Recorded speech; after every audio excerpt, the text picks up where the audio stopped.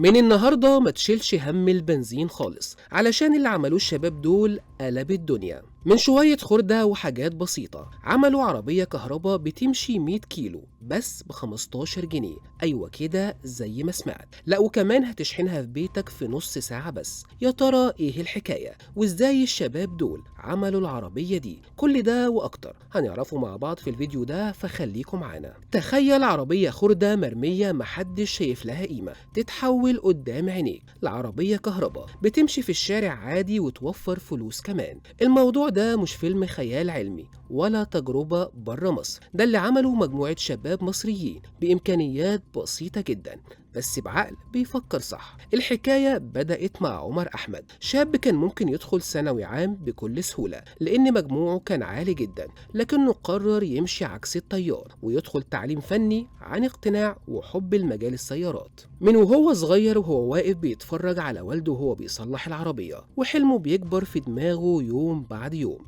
دخل قسم السيارات وهو عارف هو عايز ايه، وما كانش الموضوع دراسة وخلاص، لا ده بدأ معاه من بدري قوي. كان بيشتغل بإيده وبينزل ورش وبيتعلم على أرض الواقع لحد ما بقى عنده خبرة تخلي ناس أكبر منه بتستشيره. ومش بس كده، عمر شارك كمان في مسابقات كتير وكسب مراكز على مستوى الجمهورية، من تطبيق بيخدم البيئة لمبادرات توعوية لحد ما وصل لمسابقات مهارية كبيرة جدا، وكل ده وهو لسه طالب بيدرس. بس فعلا النقلة الحقيقية اللي قلبت حياته 180 درجة كانت في مشروع التخرج. الفكرة صحيح بسيطة بس تنفيذها ما كانش سهل خالص. وعلى حسب موقع اليوم السابع، عمر هو ومجموعة من زمايله قرروا ياخدوا عربية خردة بايظة تماما ويحولوها لعربية كهرباء بتمشي جوه المدينة. أيوة كده زي ما سمعت، مش مجرد نموذج ولا تجربة، عربية حقيقية بتمشي وتشتغل، وتكلفة تشغيلها قليلة جدا. ممكن تمشي حوالي 100 كيلو بتكلفة كهرباء حوالي 15 جنيه بس، وده رقم قليل جدا مقارنة بالبنزين.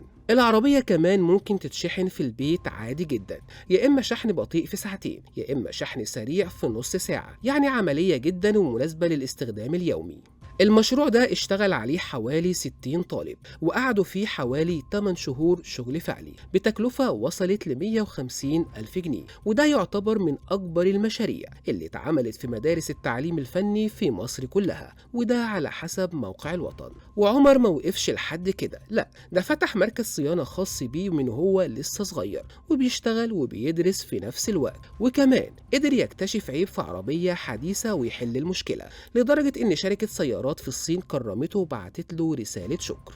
تخيل معايا شاب لسه في بداية حياته يوصل لكل ده بس علشان اختار حاجة هو بيحبها ومكمل فيها بكل إصرار. الحكاية هنا مش عربية كهرباء وبس، لا القصة كلها في جيل قدر يكسر فكرة إن التعليم الفني أقل من غيره، وبيثبت للعالم كله إن اللي بيتعلم بإيديه ويفهم شغله ممكن يوصل لحاجات أكبر بكتير. يا ترى لو نفس الفرصة كانت قدامك كنت هتمشي ورا اللي بتحبه ولا هتختار الطريق التقليدي وخلاص؟ يلا شاركونا رأيكم في التعليقات.